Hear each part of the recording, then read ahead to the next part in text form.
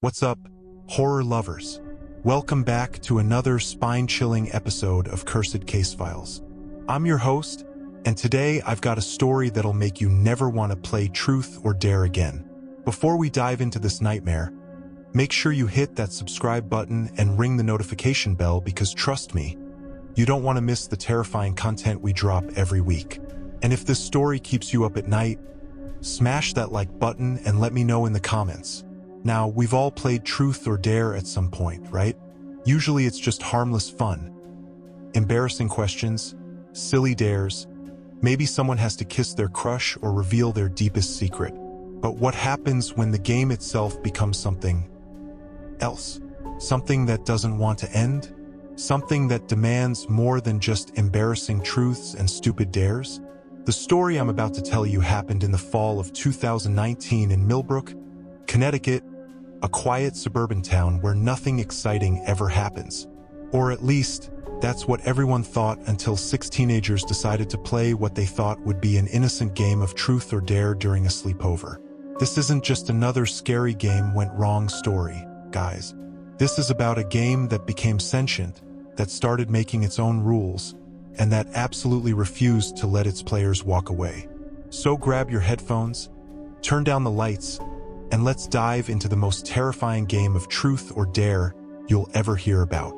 It was October 13th, 2019. Yeah, I know, Friday the 13th, because of course it was when Jessica Martinez decided to throw what she thought would be the perfect sleepover. Jess was that girl in every high school friend group, you know, the type outgoing, popular, always planning the next party or hangout.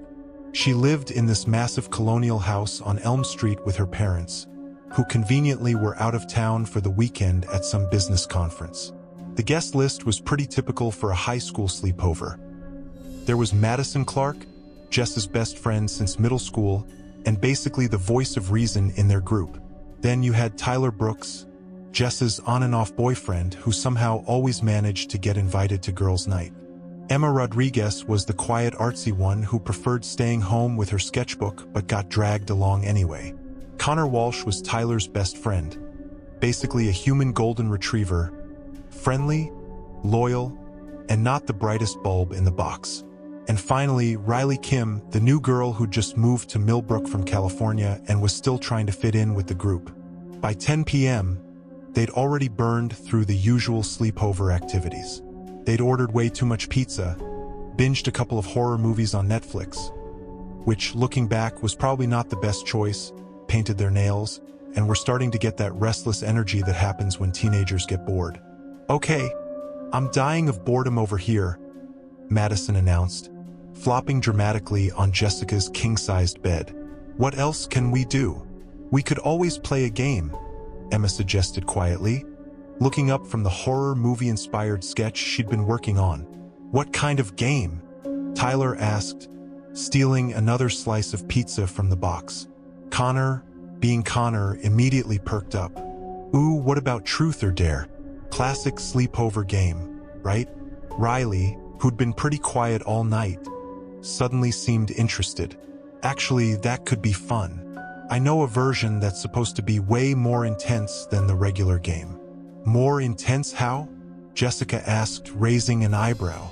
Riley pulled out her phone and started scrolling. "I found it on this old forum back in California. It's called Eternal Truth or Dare. Basically, you set up this whole ritual thing and the game becomes, I don't know, more real? Like, the consequences for breaking the rules are supposed to be way worse than just regular embarrassment." Madison rolled her eyes. "Come on, Riley. You don't actually believe in that supernatural crap, do you?" "I don't know," Riley shrugged.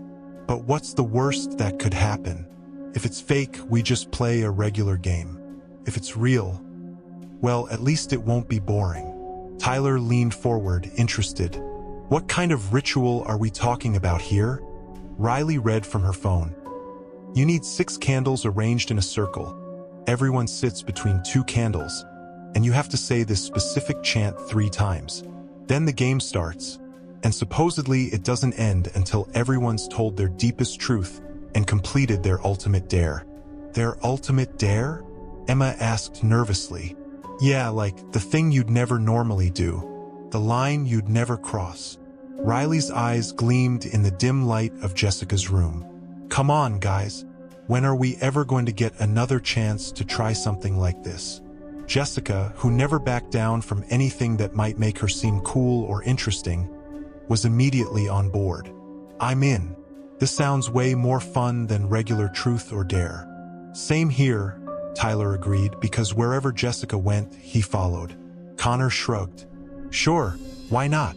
Sounds like an adventure. Madison looked skeptical, but she didn't want to be the party pooper. I guess, if everyone else is doing it. All eyes turned to Emma, who was clearly uncomfortable but didn't want to be left out. Fine, she said quietly. But if anything weird starts happening, I'm out. Riley grinned. Perfect. Jessica, do you have candles?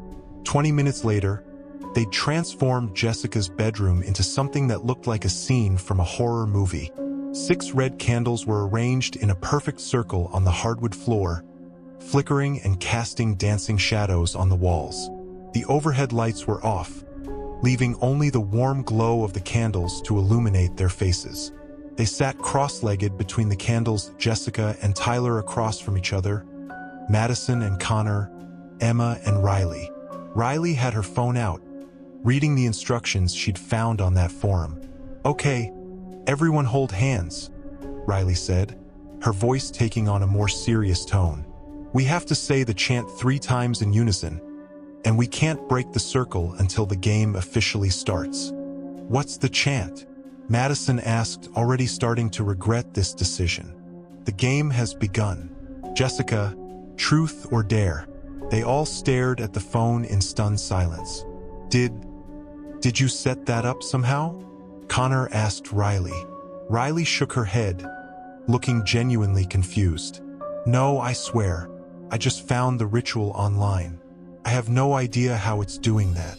Jessica, determined not to show fear in front of her friends, straightened her shoulders. Okay, fine. If we're doing this, we're doing this. I choose dare. The phone screen flickered, and new words appeared. Call the person you hate most and tell them exactly what you think of them. No lies, no holding back. Jessica's face went pale. They all knew exactly who she hated most, Vanessa Chun, her former best friend who'd stolen her boyfriend junior year and then spread rumors about Jessica all over school. They'd been in an ongoing Cold War for months. I can't do that, Jessica stammered. It's almost midnight, and if I say what I really think about Vanessa, it'll get back to everyone at school by Monday. The phone screen flashed red, and new text appeared. Rules are rules. Complete the dare or face the consequences. What consequences? Madison asked, but the phone didn't respond. Jessica stared at the screen for a long moment, then grabbed her phone with shaking hands. Fine, but you guys are witnesses that I didn't want to do this. She dialed Vanessa's number, and to everyone's surprise, Vanessa actually answered. Jessica? What the hell? It's almost midnight. This better be important. For a moment, Jessica hesitated. Then something seemed to come over her, her face hardened. Her voice got stronger, and she started talking in a way that was completely unlike her usual careful social calculations. You know what, Vanessa? I'm calling because I realized I never told you what a backstabbing, manipulative bitch you really are. You stole Jake from me not because you liked him, but because you couldn't stand that I was happy. Then you spread lies about me because you're so insecure about your own pathetic life that you have to tear other people down to feel good about yourself. You're fake, you're cruel, and honestly, I feel sorry for anyone who's stupid enough to think you're actually their friend. The silence on the other end of the line was deafening. Finally, Vanessa's voice came through, shaky and hurt. Jess, I had no idea you felt. Now you do, Jessica said, and hung up. The room was completely quiet for a moment. Then Tyler whispered, Damn, Jess, that was intense. Jessica looked down at her hands, which were trembling. I don't know why I said all that. I mean, I think those things, but I would never actually. It was like the words just came out of me. The phone lit up again. Well done. Tyler, Truth or dare? Over the next hour, the game systematically worked its way through each of them, and with every turn, the requests got more invasive, more personal, more impossible to refuse. Tyler chose truth and was forced to admit that he'd been cheating on Jessica with a girl from his job at the movie theater. The confession came pouring out of him like a dam had burst, complete with details he clearly didn't want to share. Jessica just sat there in shocked silence as her boyfriend of 8 months revealed that their entire relationship had been a lie. Madison chose dare and was compelled to post a video on Instagram confessing to her eating disorder, something she'd hidden from everyone, including her parents.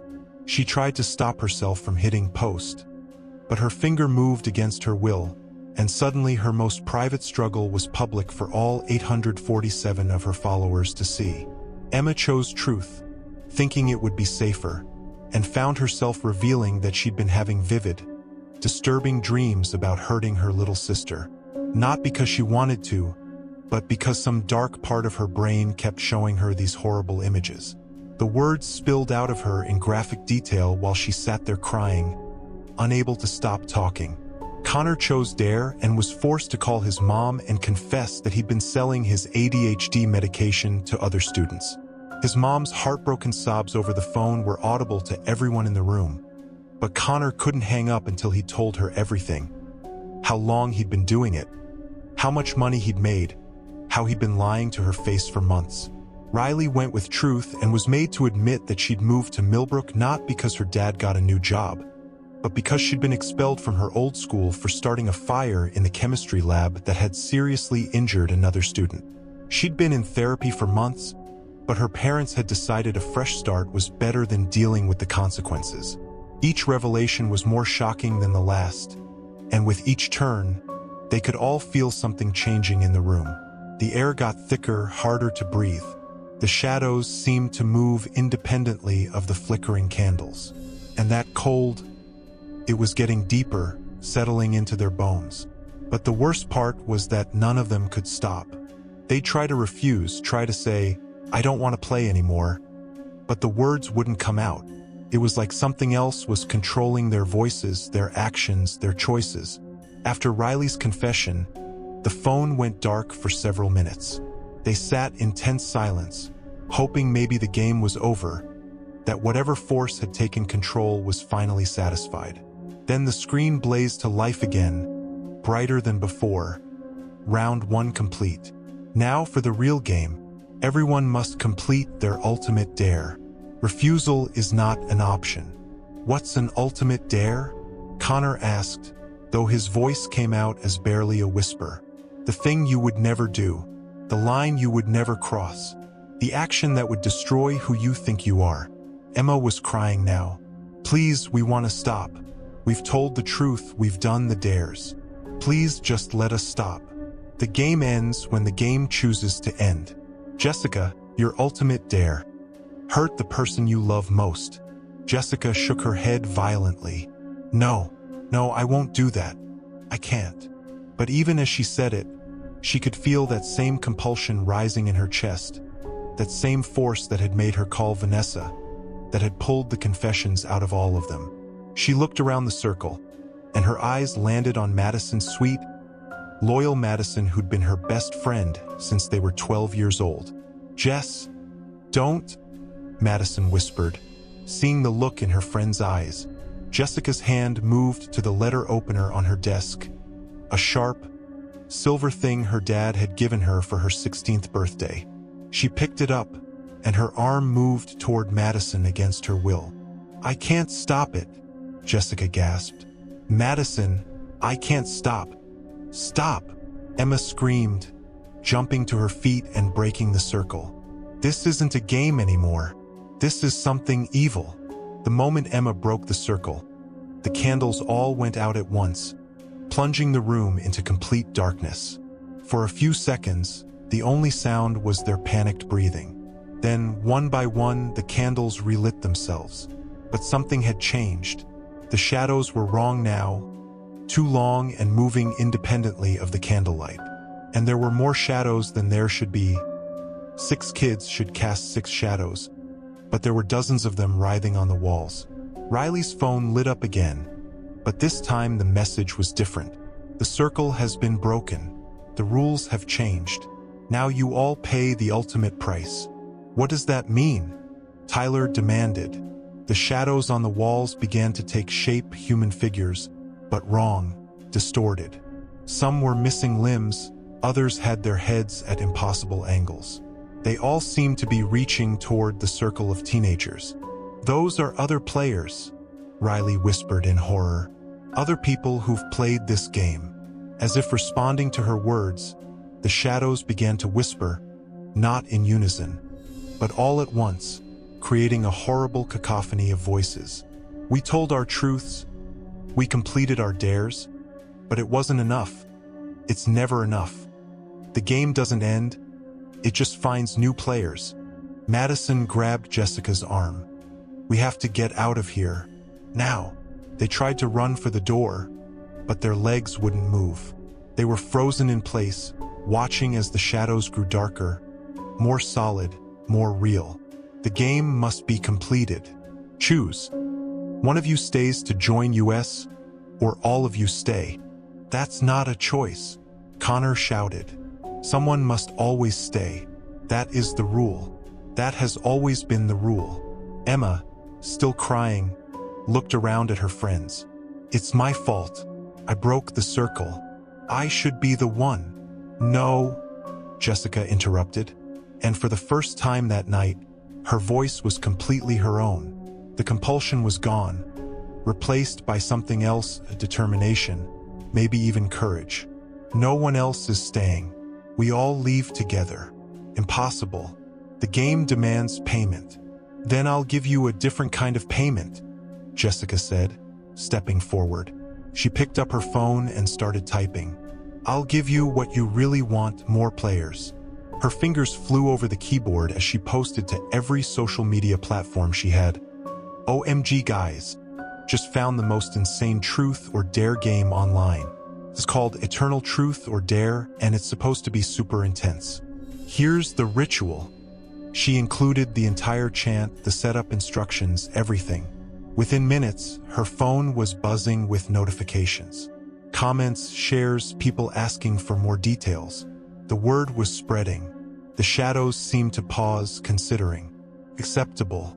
You have provided new players. The current game is suspended.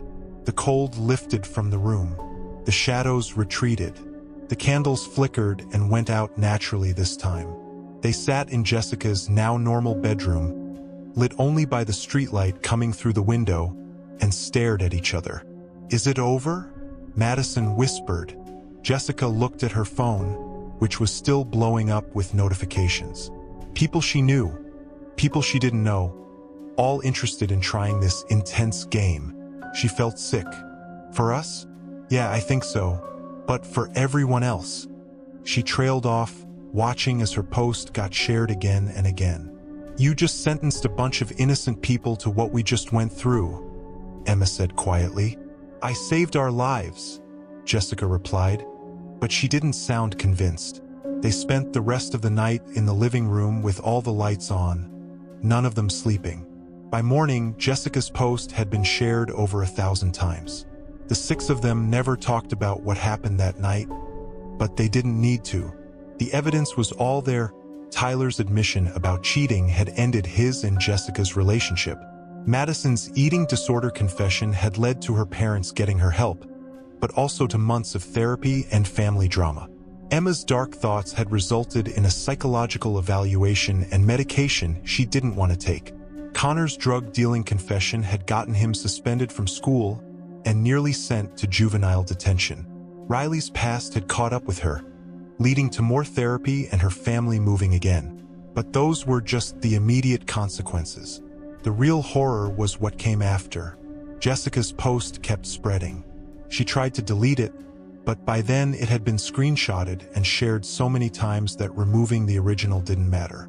Every few days, she'd get a message from someone asking about the game or thanking her for sharing it, or worse. 3 weeks after their sleepover, she got a message from a girl in Oregon. That game you posted about? We tried it. 2 of my friends are missing. What the hell did you do? A month later, a boy from Texas. My sister played your truth or dare game at a sleepover. She's been in a psychiatric hospital ever since. She keeps saying the shadows want to take her back. 2 months later, a parent from Florida. You killed my son. He played that evil game you posted about. They found his body in his bedroom, but no one knows how he died. There wasn't a mark on him, but his face looked like he'd seen the most terrifying thing in the world. Jessica tried to post warnings, tried to tell people not to play the game, but those posts never seemed to get the same engagement.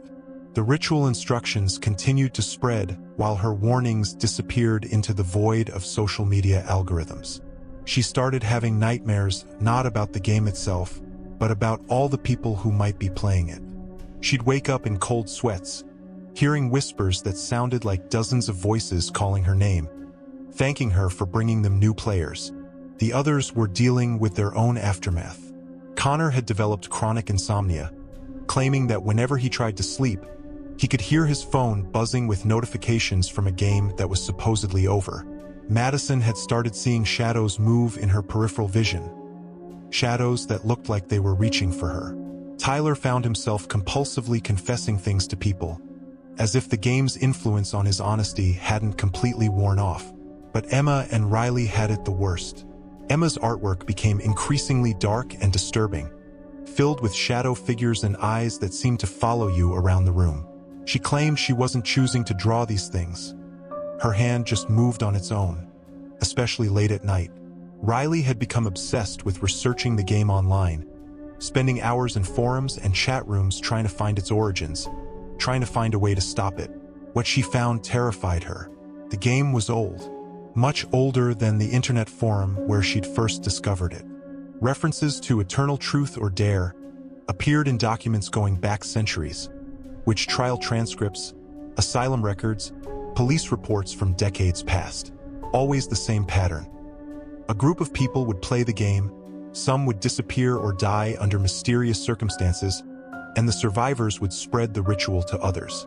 The game was a living thing, feeding on truth and deception, growing stronger with each group that played it. And every time someone shared the ritual, they became part of it, connected to it forever. Riley tried to tell the others what she'd learned, but they didn't want to hear it. They wanted to pretend that night had never happened, that their lives could go back to normal. But normal was no longer possible. 6 months after their sleepover, Jessica got the worst message yet. It was from an account with no profile picture and a username that was just random numbers. Thank you for the gift. We have so many new friends now, but we miss you. Come back and play with us again. Attached to the message was a video file. Against every instinct she had, Jessica clicked play. The video showed a candlelit room that looked disturbingly similar to her bedroom that night. 6 figures sat in a circle, but their faces were blurred, distorted. They were holding hands, and she could hear their voices speaking in unison. Spirits of truth and consequence, we call upon you. But there was something else in the video, something that made Jessica's blood run cold. In the shadows behind the players, other figures were visible. Dozens of them, all watching silently. And among those shadowy observers, Jessica could swear she recognized faces. Faces of people who'd messaged her about playing the game. People who'd gone missing. People who'd died. And in the very back of the group, barely visible but definitely there, she saw herself. Not as she was now, but as she'd been that night 6 months ago, sitting between those candles in her bedroom. The video ended with text appearing on the screen. The game remembers. The game is eternal. The players are never truly free. Jessica's phone buzzed with a new message from the same account. Your friends miss you too. They're all here with us now. Come back, Jessica. Come back and finish what you started. She looked out her bedroom window, the same room where they'd played the game, and froze. In the streetlight's glow, she could see figures standing on her lawn. 6 shadowy forms that looked exactly like her friends from that night. They were motionless, watching her window, waiting. As she watched in terror, one of the figures raised its hand and waved. It looked like Madison. Jessica grabbed her phone and frantically called Madison's number. It rang and rang before going to voicemail. She tried Tyler. Same thing. Emma, Connor, Riley, none of them answered. Another message appeared on her phone. They're with us now. They never really left that room, Jessica. Neither did you. Come downstairs. Open the door. Come back to the game. Jessica ran to her parents' room, but it was empty. She ran downstairs, but the house was silent, cold. She tried the front door. It was locked, but not from the inside. Someone had locked it from the outside. She was trapped. Her phone lit up one more time with a final message. The game ends when the game chooses to end. And you never finished your ultimate dare, Jessica. You never hurt the person you love most. Jessica looked in the hallway mirror and saw herself standing there. But her reflection was smiling while her real face was frozen in terror. The reflection mouthed words, "You love yourself most of all, don't you?" The mirror cracked, and Jessica felt something sharp slide across her throat.